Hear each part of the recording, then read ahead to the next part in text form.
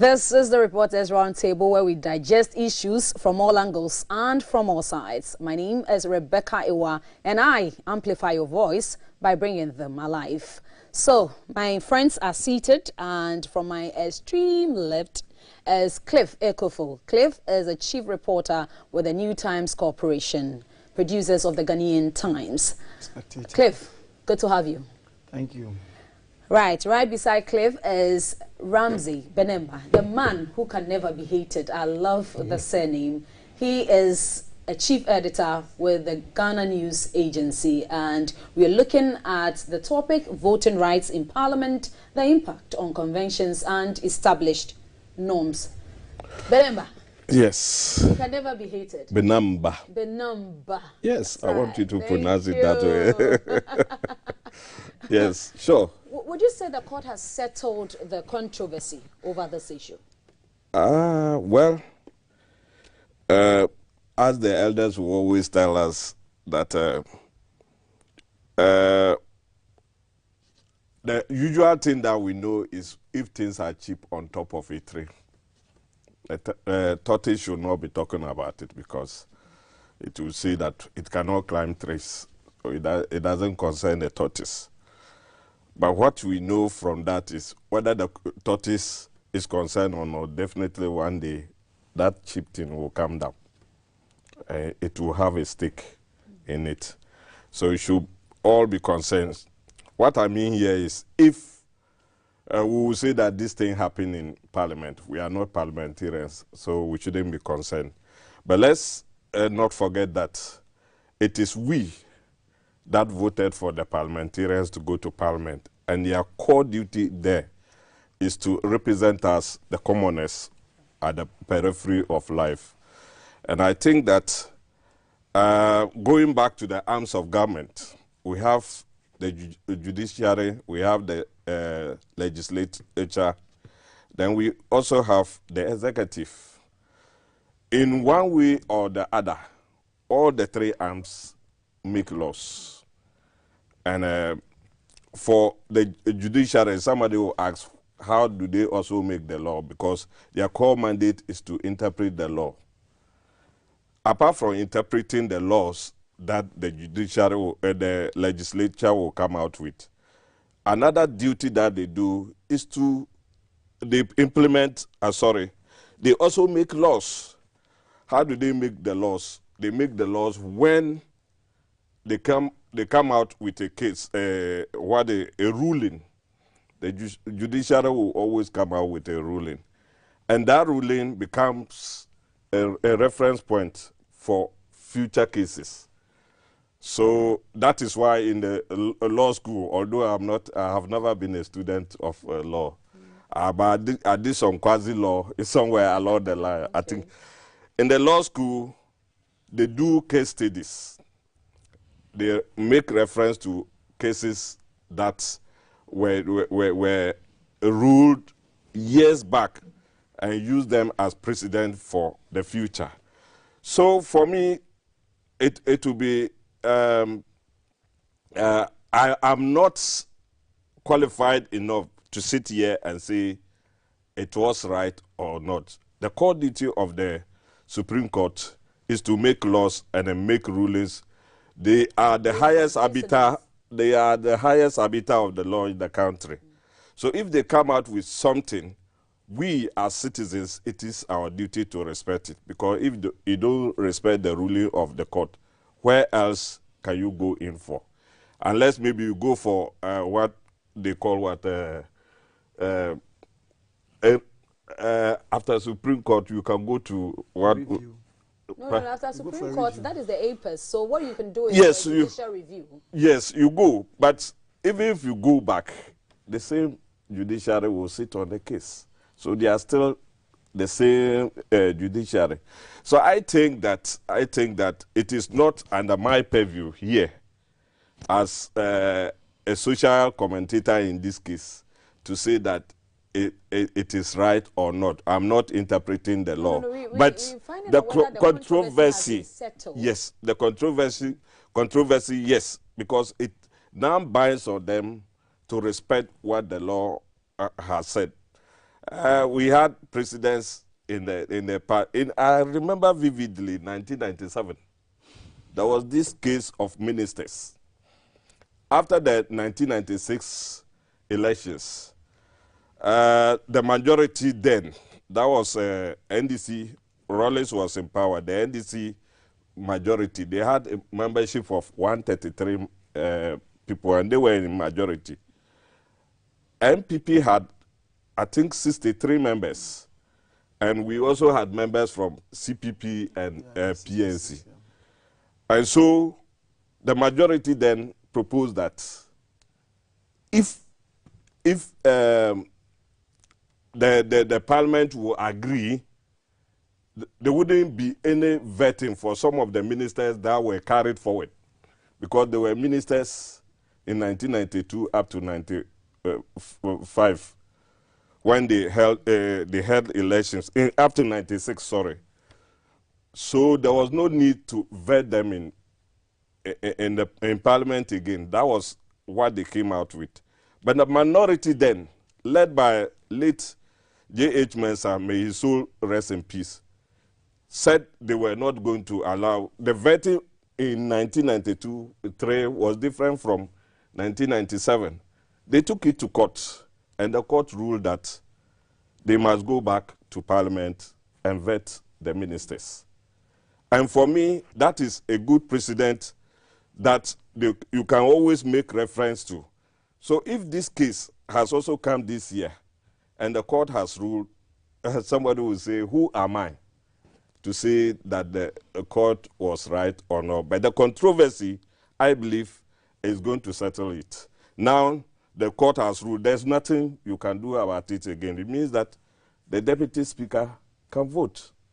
And for me, once the court has ruled, I have nothing against it again, because I'm not one of the contenders in this. Although it might favor me or not in the running of the day-to-day duties, I still believe that once the court is the apex court in the land, we should respect the ruling and go according to it. Cliff can't wait to join the conversation. Sure. Let's hear you. Whether the controversy has been settled or not. Well, it's difficult to say the controversy has been settled, because in the ruling itself, the aftermath has generated more controversy, with persons within the legal fraternity divided on opinion. Interesting, that is the beauty of adjudication, because whatever it is, the ruling or judgment will go in one way or the other. And depending on where the judgment or the ruling goes, people are tempted to have an opinion. And that opinion in itself forms part of the whole controversy. What people can do beyond that is, once it is the apex court, if it was a lower court, then you have mechanism to continue to upscale. But once it is the apex court, then that becomes the new law. It becomes the new rule until a review is sought, and then possibly the same court overturns its initial decision. That becomes the new law. It becomes binding on every citizen. So yes, like Ramsey said, we are bound by the Supreme Court ruling and to live by it. But as to whether it settles the controversy, I'm sure for ages, those who believe to the left will still hold that view, and those who tilt towards the right will still hold that view. But like I said, the apex court has given a definite pronouncement, and until a review overturns it, that is it becomes the law. Yeah. Right, but you know, there are people who have questioned the validity of the decision in the absence of any parliamentary representation in court. What do you make of it? Well, unfortunately, I haven't heard anyone. Yeah, I've heard people say that, but nobody has quoted explicitly any law that mandates that when an independent citizen goes for an interpretation of a particular article or clause in the Constitution, now it borders on the parliamentarians, but, where a law states that Parliament as a body corporate must be joined in the suit. This is a straightforward interpretation, and the individuals in the House of Parliament are representing the citizens. They are not representing themselves. Where we say a particular interpretation affects the individuals in the House. So I don't see any challenge in there. It was a private citizen who, on his own accord, as a citizen of Ghana, believing that there was some confusion about certain clauses in terms of how Parliament conducts its business, for which reason he felt the Constitution enables us or tells us where to go and seek clarity from any time we have a doubt about any article in the Constitution. And so the private citizen himself came under the Constitution to demand a constitutional interpretation to a particular article that he felt, per the back and forth, felt the body mandated to settle that particular issue. And that body has done what it is constitutionally mandated to do. And so, as to whether parliamentarians were there or Parliament was joined to the suit or not, for me, I think it's neither here nor there. The most important thing is that those articles that the private citizen sought interpretation to, interpretation has been given by 7-member panel. Of course, there is a chance for a review. And if you have followed how the Supreme Court has operated in terms of each ruling, anytime you go for a review, the maximum number that can be added to the original panel will be 2. People have said, let's go for a review. In this case, you have all the 7 members on the panel. Unanimous. So the question is, even if the 2 come and dissent from the opinion of the 7, would that change the question? Or you would have some other argument that may be weightier to compel the 7-member panel to change their opinion as they have proffered in the judgment. So, but for me, at the end of the day, it is the beauty of democracy. The judiciary breathes life into statutes. That is one of the key functions of the judiciary. It breathes life into what our representatives, because we have said the power to enact laws to govern our society has been vested in the hands of the legislature. So once the legislature enacts, and we are all okay with it, there are no controversy, we roll it out, it is implemented. The very day somebody gets up and raises an issue with that particular legislation, then the Constitution asks the person to go to the right forum. And the right forum is the apex court, which is the Supreme Court. Once the Supreme Court gives a ruling on that, it is life that has been breathed into that existing law. And so, as we evolve, the 1992, from where I sit, I believe there are so many articles in the 1992 Constitution that has not been challenged. So many articles. And I'm sure as the years evolve, people will assert that right and begin to try and test or seek an interpretation on every article, every clause of the 1992 Constitution. That is why we say constitutions are living organisms. Right, but I'll come back to you. You touched on the base. Look, it is an individual who has Asserted his rights. Asserted his rights, but it borders on the legislature and the proceedings within Parliament, the usual norms and established conventions and all of those. So, within the party for which it affects, wouldn't they be needed at all when such a verdict or such a ruling is being given out? Are you saying they shouldn't be involved at all? Interestingly, the supposed party that will be affected is the same party that is divided in opinion. This controversy did not emanate from you and I. It emanated from those we say are a party. So even if you ask the party to be a joiner, which of the sides is going to join in the suit? Is it those who are saying we are for, or those who are saying we are against? It is the two who are fighting over those articles. And so, for us to have our peace of mind, the Constitution says, once you are not sure, you are not certain, you are confused about a particular article, go for an independent arbiter.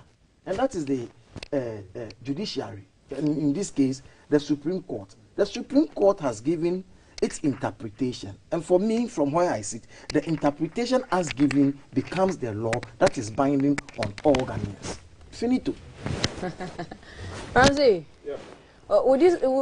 do you find it strange, or would you say the decision by the Supreme Court is strange? In fact, even when they have that mandate, to say have the power to rule on the constitutionality of the matter before it. Strange? I don't think so, because they are in charge, and whatever they do is for maybe the benefit of those of us living today and in the future. Don't forget that those who are in that angle in Parliament right now, if the tables change today, those complaining today will not complain.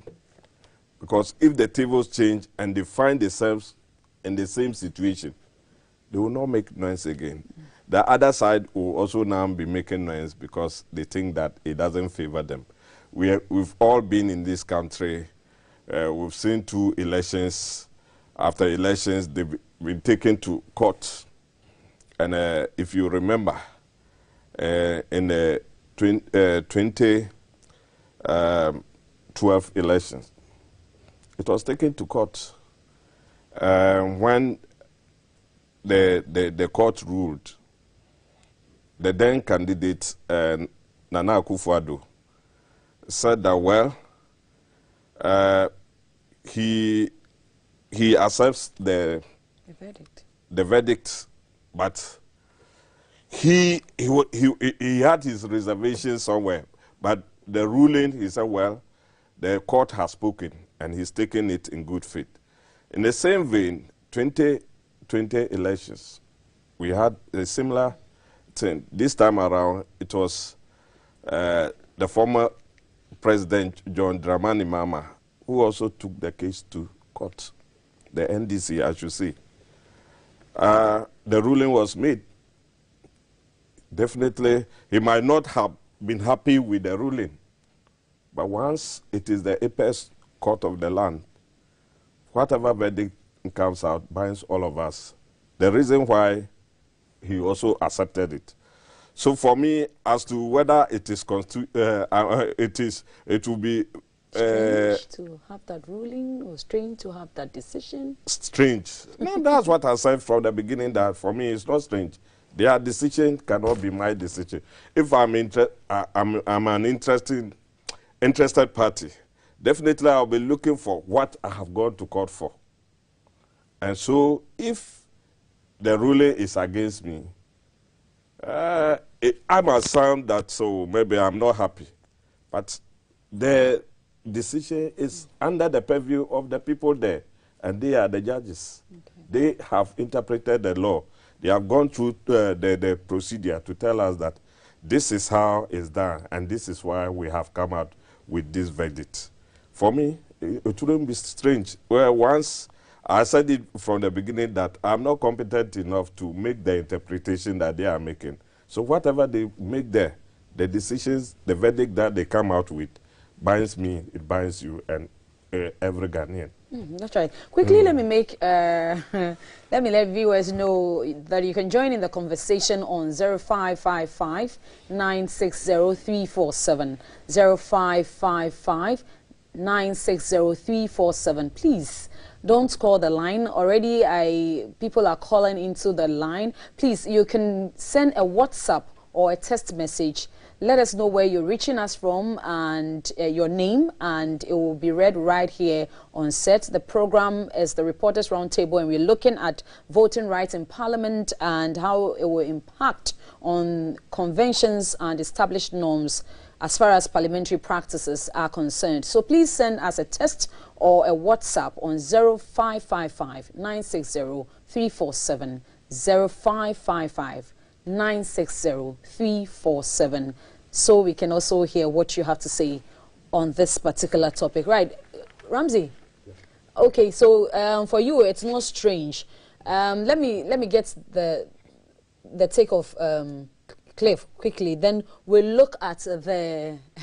Some have said that it interferes. There's a judicial interference of the work of Parliament. So we come to that quickly. Let's look at the strange nature. People are saying, no, it's very strange for the Supreme Court to give this very decision. As far as established norms and practices within Parliament are concerned. Then we switch over quickly and we'll come to look at the judicial interference. So what is the strangeness? What is strange?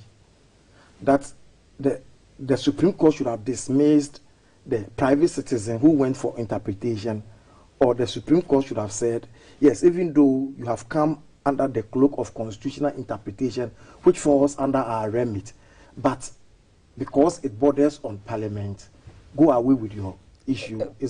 Mind you, we're talking about voting rights. Deputy Speaker, yes. So let's put it in context and in perspective. You see, those voting rights, as we talk about, are constitutional provision. It's an article within the Constitution. And the Constitution is very clear. If you are confused about any article, you are not sure of what that article, the text and the spirit of that article means, there is a forum where you go to seek clarity.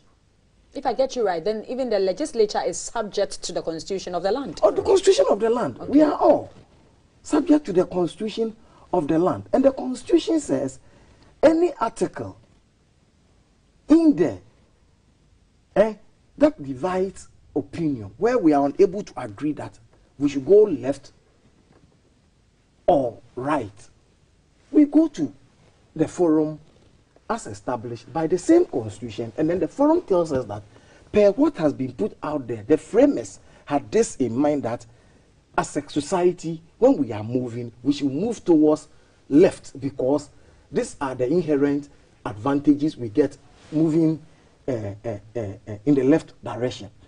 And so when people say it is strange, I ask the question, what is strange?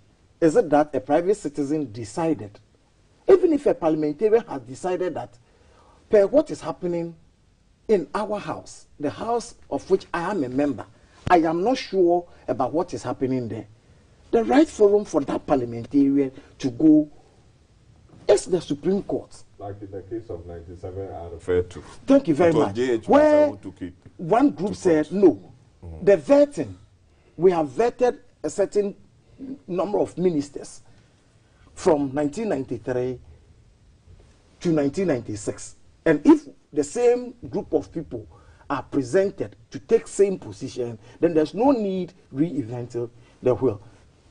The other side said, no, you were nominated for a certain period of time. Once that duration expires, we believe that you must go through the process again. There was confusion. We will agree, we won't agree. Just as the Constitution says, where you are unable to agree on the text and the spirit of a particular article, send it to the right forum. So there's nothing strange about it. I don't see anything strange about it. People may have their reservation on how the ruling went. That is fair. I am sure the murderer, when he is pronounced guilty in court, his loved ones and he himself will have reservations. Will still have reservations. Right, it is a Reporters Roundtable. We are looking at voting rights in Parliament and its impact on conventions and established norms in Parliament. And we will go for a quick breather and we'll come back shortly. Please don't go anywhere. Just stay with us and follow the conversation.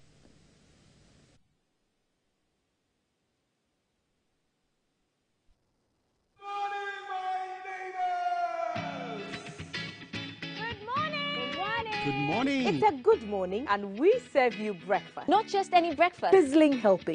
And there's much more on offer on GTV Breakfast. So what's your pleasure than Votrasia at that time of the morning? You want it served buffet style, complimentary breakfast? On-site restaurant. Or room service? We've got you covered. From Monday to Friday at 6 a.m. With a trusted team. So never skip breakfast. On GTV Breakfast.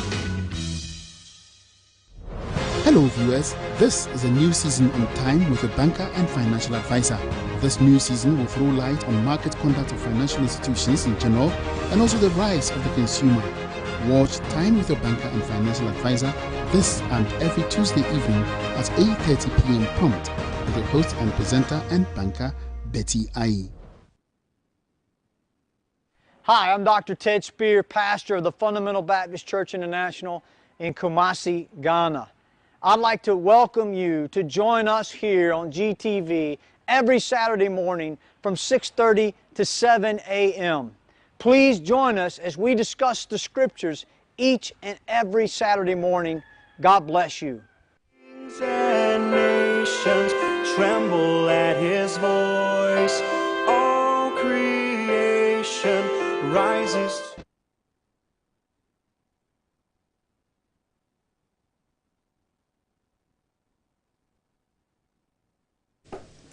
Welcome back, and we have been looking at voting rights and the controversy surrounding it as far as the decision of the Apex Court is concerned when it comes to practices within Parliament. And I have been here with my friends on the round table, and we have been looking at the validity, the controversy, whether the decision is strange, and that was the subject, the area on which we were before we went on the break. But now let's look at the judicial interference. Many have said that. Okay, Ram. Yeah. I see you shaking your head, so take it from there. Interference, I don't know where this is coming from. I think that, I said it earlier on, that the three arms of government, they act in inter alia, and it is not for nothing that those arms are created. In every government, we have the judiciary, you have the legislature and executive. And they are there for a special reason. And that is why we call the checks and balances.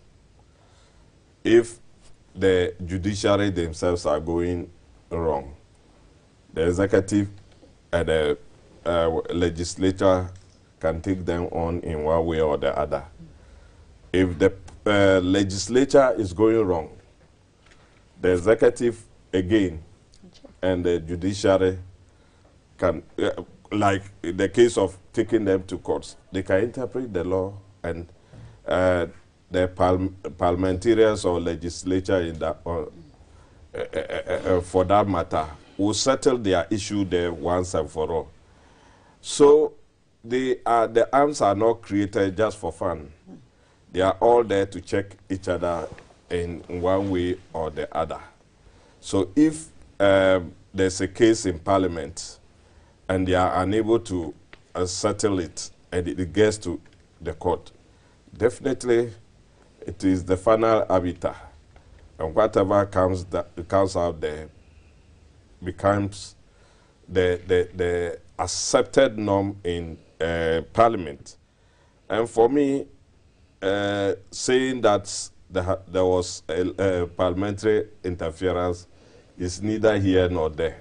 What of we, the ordinary people, who take the parliamentarians on both social media and the media? We we take them to the cleaners. We talk about them and all those things. Are we interfering in their work? We are all making suggestions and proposals that we think can help in the shaping of the democracy that we have. And for somebody to say that by taking the case to court is an interference, I will vehemently disagree with that statement coming not by taking the issue to court, yes, but the decision yes, interferes so with the established norms and conventions, as they know within Parliament over a long period of time, means stating over 30 years. But somebody must bail the cat. If you are all afraid of who to bail the cat, then you continue to be where you are today, and you continue to be there tomorrow.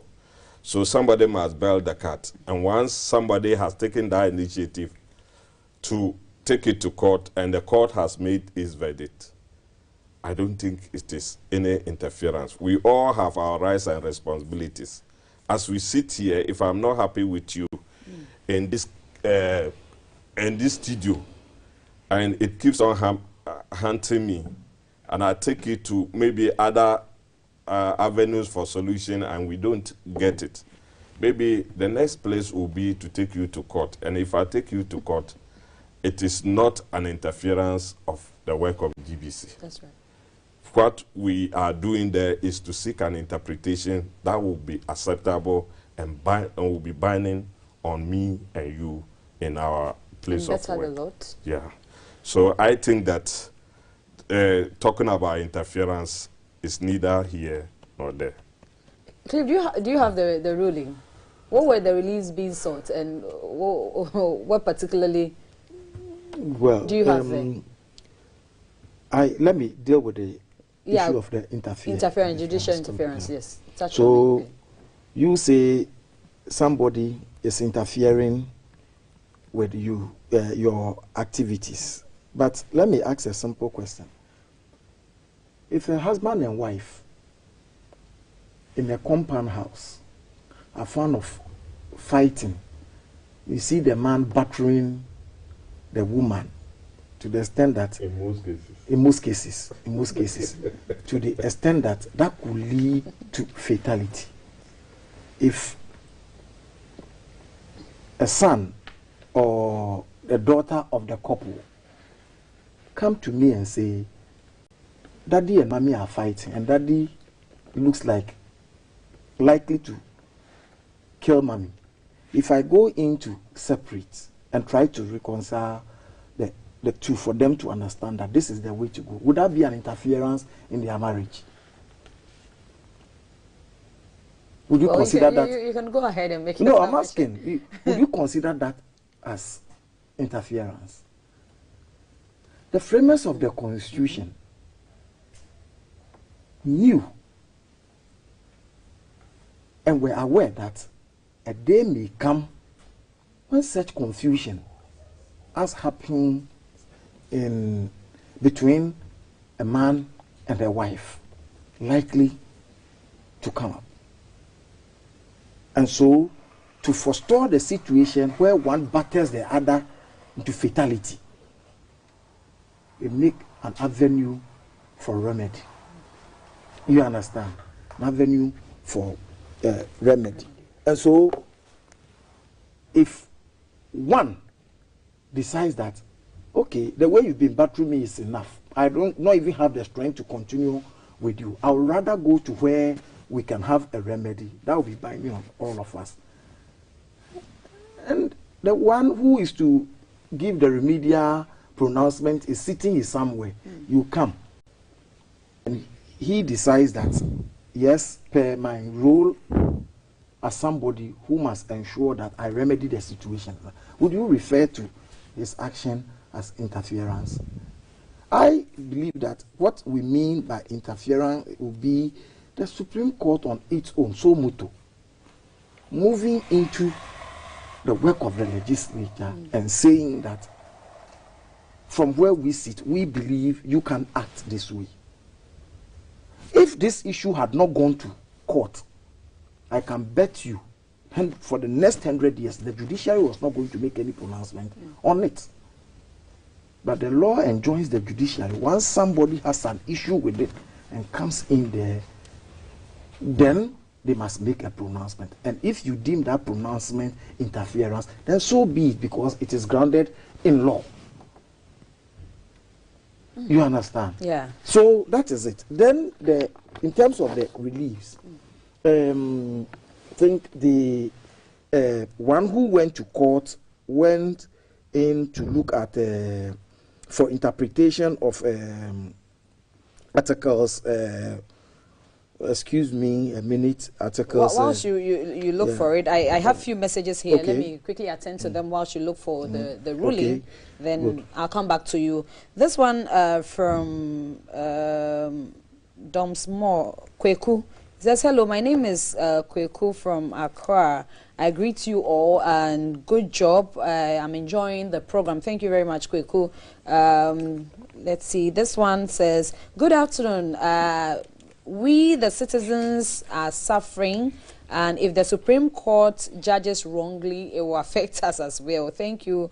Likewise, the citizens are free when the Supreme Court rules correctly. So whichever way it goes, we love our nation, Ghana, so the right things need to be done. Unfortunately, you didn't add your name. Kindly add your name and where you are sending the message from.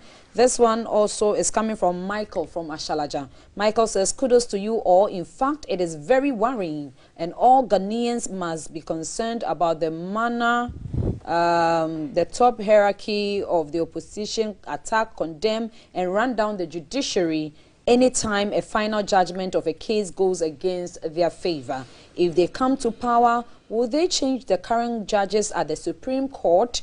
Is their understanding of the law so different from the rest of us? This attitude of inciting the public against the judiciary is unfortunate, and all loving Ghanaians must condemn those who seem to be anti-judiciary. The hypocrisy and dishonesty must stop. And this one is coming from Michael from Ashalaja. Michael, thank you for that message, and we look forward to reading more of such messages from you, and you can send them on 0555 960 347 0555 960 347. You can send it as a WhatsApp message or a usual text message, and I have a text message here from Abuaje from Peace Village. Abuaji says, please, may I know from the minority parliamentarians whether the laws made in Parliament are superior to that of the Court of Law? Unfortunately, this is a reporters' roundtable where journalists, communicators, media practitioners share their views and opinions on issues, current issues happening within the country. So these are all our perspective and not coming from people in that bracket. So they are not represented here and can't answer now. This one too says, my name is Kakraba Pratt, Adentan Accra. I have my personal disagreement with the Supreme Court ruling because it creates a situation where a referee can wear the jersey of one of the teams and decide to play a penalty for them while still refereeing. I don't believe that was the intention of the framers of the law, but that appears to be what the letter of the Constitution say. Our Constitution was done in a hurry and under pressure to return to forced constitutional rule. The Constitution requires a serious review to meet the emerging challenges. MPs cannot lose their voting right on behalf of their constituencies, so deputy speakers must not be MPs. Kakra, your message is very long. I wish I can read them all, but I think the import of the message has been well articulated. Kakra himself so, has answered, he has answered himself. Yeah. Yes, thank you, Kakra. This one is coming from Dofam Pharmacy, Bechele Samko. It says, Rebecca and your team, you're doing well, and welcome back to the show. It's a great program to watch. Thank you very much. Dofam Pharmacy from Bechele Samko. Thank you Okay, so let me come back. I have other messages here, but we'll come back to it before we wrap up on the program. So yeah, you were we're asking talking of about the the release. Yeah, so the private citizen went for interpretation of 2 articles. That is Article 102 or 102, and then 104 Clause 1 of the 1992 Constitution. And as part of his reliefs, he was praying the Apex Court to per Article 102 and 104 Clause 1 to declare that a deputy speaker, while presiding, should not be counted as a member of parliament present. That is one of the reliefs. Should not have the power to vote, and where the voting had already taken place, as was in the case of the approval of the 1990 Constitution, the court should declare it null and void. Those were some of the reliefs he went to seek. So the judgment then takes its time to settle the issues as has been presented before it. These were the issues you sent to them. They did not invite the issues. In your opinion, and don't forget, even on the floor of the House, the 275 members of Parliament, plus the Speaker, who is not a member of Parliament, were confused about what the interpretation should be. So you realize that the Speaker takes a particular decision. In his absence, the one who acts in his stead also comes to take another decision over the same issue. Are people saying we should continue like that, where we do the flip-flopping? So the right thing was for the somebody to take the issue to the Supreme Court. The Supreme Court has given its ruling and judgment. That is what is binding on us. Like I said in my earlier submission, as for the judgment,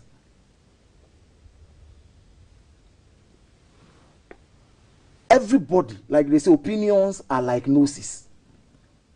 Each and every one has a nose. People will have different forms, different shapes of interpretation.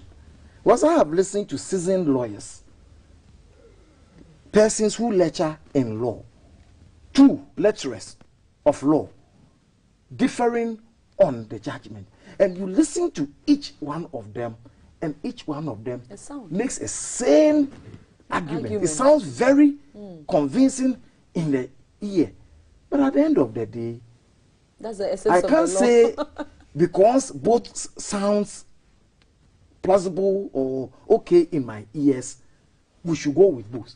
Then we'll be in a state of confusion. So the independent arbiter listens to both and says, yeah, both of you may sound convincing, but let me avert your mind to something probably you may not have averted your mind to, and that becomes the judgment. Like it or not, it is binding on all of us. That is how you build a society. That is how you build a society. And that is why you understand that within our criminal jurisprudence, some people have been convicted wrongfully. It only emerges years after that, oh, per the evidence we had at that time, we were more than convinced that we were on the right path. But new evidence emerges, and then we realize that we made an error. It is not only in Ghana, all over the world. And that is also same with constitutional governance. So would it be right for the, with what you are saying, would it be right for the Speaker to call for the Supreme Court to review its own judgment at this time? If you're saying that, like, if you're giving the example of, let's say, unfortunately, the Speaker was not the one who called for the interpretation. Okay. If the Speaker had called for the interpretation because he himself is confused about it, then he would have had a right for a review, because in his thinking and belief, no, But in this case, it is a private citizen. I'm sure he got appalled by what was happening in the August house, where people were throwing chairs, cutting people with objects. And that is why, in his view, he thought for sanity to prevail, let's go to the old woman and seek interpretation. The old woman has brought interpretation. Like it or not, that is what is binding on us. And we must encourage this, because today, the same institution, you may not be happy with it, but tomorrow the same institution may come to your rescue. And that is why I keep on telling people, when people begin to bastardize institutions, see them as enemy of the nation. Because if you don't build the institutions, we don't have trust in those institutions. Even if those institutions are wrong, it is that trust that will enable them build a society for us. So if we are a society of wrongdoing, let the world see us as a society of wrongdoing, because we believe in our institutions and we don't care what people think about our institutions. The institutions must work. You understand? Right. So, you know, just to add, before you come to the substantive, just to add, sometimes when we are in our various homes and our fathers take us to the cleaners because we have done one thing wrong or one or two things wrong, it isn't all the time that they are right. Our parents may not be right all the time. But because we respect them as parents, we sometimes decide that, well, I cannot challenge my parents. I know what I've done is right, but they are my parents. There's no way I can get up and publicly chastise them because they have done this to me, which is injuring me in somewhere, maybe internally. But the fact that they are my parents, you leave it that way. Just like he said, if we respect the institutions, they will always be there for us. We strengthen them. Yeah. But if you chastise them today because of one issue, the next day you may be the recipient of their activities. So we should be very careful how we approach these things. Sure. Right. So this one says, why are they confused? Are they not members of parliament? Don't they know the article or the law? Members of parliament must know the do's and don'ts. When you say confused, that means they will confuse us as citizens as well. I wish you could add your name. Okay, let me get this one. This one says, the opposition don't mean well for the country, really. Please add your name and where you're reaching us from. And please, some of the comments or the messages you bring, substantiate them by explaining it further. I am Felix Bruku from Somanya. This is a wise ruling, but what I think is the deputy speakers should be selected out of parliament just as the speaker. Thank you. Okay, Felix, thank you for that one. This one says, may I know if Honorable Speaker, the Honorable Speaker is not the MP for Nandoli West again? No, he used to be. Not. He used to. Thank you. You didn't add your name. I am Pius from Tema. Ask your panel if this is not strange. Then what about not allowing the electoral commissions to be in the box to account on their work done? What makes it strange is that don't we have some cases in court? Tell the court to solve the MP's cases, and all this will not bring any confusion. Pius, okay. I joined your feed about 30 minutes ago, and your panelists reporters are very good. I'm enjoying it, but Cliff Ekofo's name has appeared thrice. I'm still waiting to know the other reporter. He's they will super his name. He's Ramsey, right? Yeah. Ramsey Benamba. Yes. Yes, the name has been supered, so you can get it now. Okay, let's see what I have here.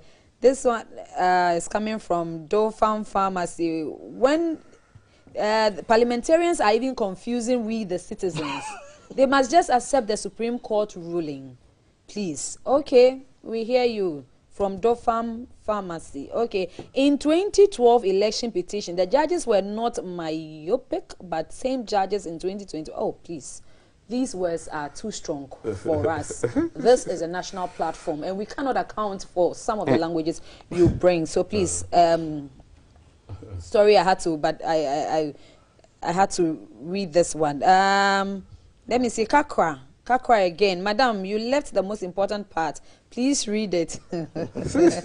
Finally, the Supreme Court ruling creates a problem for Ghana. The Supreme Court cannot enforce the ruling in Parliament. It must urge Parliament to sit to pass a law to correct its standing orders to reflect the Supreme Court ruling. Under the current parliamentary circumstances, none of the parties has the numbers. So what happens if the minority refuses to back the majority to change the standing orders? Remember that deputies will have to operate under the parliamentary standing orders till it's changed. Will the minority help to change it to allow the deputies to vote when they are in presiding? So we clearly have a stalemate, and we should look at that. This one is coming from Kakraba Prats. Yeah, Kakraba. Okay. If you would, okay, please go ahead. Let me ask Kakra. Tomorrow, if the Supreme, if assuming that would be our final, because assuming the executive decides to scrap off emolument for the legislature, there is no way the legislature can pick a gun and point it at the executive. What they will do is to go to the Supreme Court for the Supreme Court to declare the act of the executive as illegal. Assuming the Supreme Court rules in favor of the legislature and the president, as the head of the executive, decides that I won't enforce the ruling of the Supreme Court, what will be the feeling in this country? So it's very clear. The Supreme Court has pronounced, let our honorable members do the honorable thing by complying with the ruling. Is that of to the say Supreme that the Court. law is dynamic and it can't it's as simple as that? It's not a static. The law is never static, just like human beings and the trends that we find ourselves in society. What we find ourselves in today might be changed in the next 2, 3, 4, 5 years. Those days we used to call.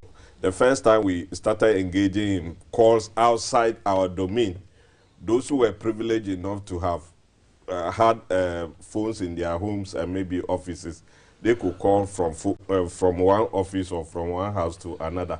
Then we evolved somewhere along the line. This mobile phone, what do you call it, phone booth came. You have to buy a card, slot in and make a call somebody outside. Then came the analog phone booth, analog phone, mobile phones, where you have to pull some pull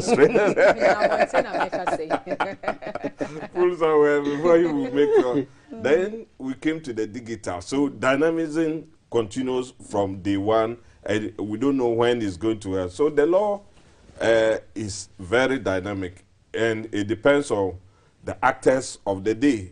If the actors decide to change certain things, as we have witnessed in the past 2 weeks, you go to court, and once it is taken to court and you seek your interpretation and the verdict comes out, it becomes dynamic because it has moved from the previous analog in quotes, the past way that we were doing our things, to the new system. So dynamism definitely has set in there. And it's not going to stop there. There could be another review, maybe 2, 3 years, somebody will also come out that what we see today, there should be some changes. He also takes it to court. And that is the only place we can seek interpretation for the betterment of our democracy. So, right. Oh, okay. So democracy in itself is not a static framework. It keeps on evolving, it keeps on changing, and we will continue to follow it according to the dictates of the Constitution.